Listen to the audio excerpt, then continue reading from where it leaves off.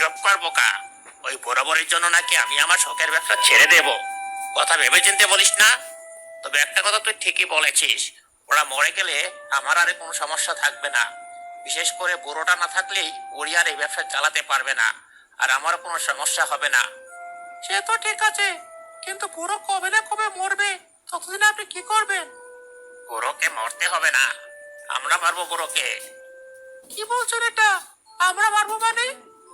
হ্যাঁ, আমরা এই বুড়োকে মারবো। নিজের ব্যবসা বাঁচাতে এটুকু তো আমাকে করতেই হবে। আর একসাথে দুজনকে তো আর মারবো না, একজনকে মারবো। ওরে না হয় বুড়িকে প্রতিদিন কিছু টাকা ভিক্ষে দেবো খাবারের জন্য। শোন, কোনো কথা বাড়াস না আর। আজ রাতেই যাব ওই বুড়োকে শেষ করতে। আপনি ভেবেচিন্তে বলছেন তো? গ্রামের মানুষ জানতে পারলে কি হবে আমাদের, বলুন তো?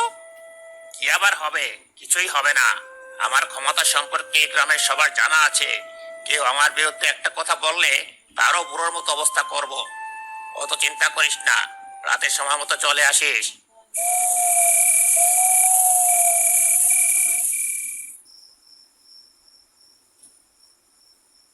এবার ঘুমিয়ে পড়ো, সারাদিন অনেক খেটেছো। কিন্তু কাজ তো এখনো শেষ হয়নি।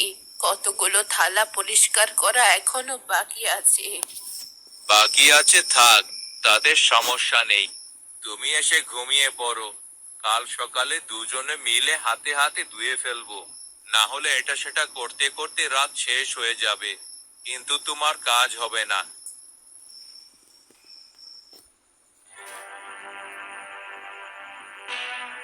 দাদু, ও দাদু, একবার একটু বাইরে এসো দেখি। এত রাতে আবার কে এসেছে?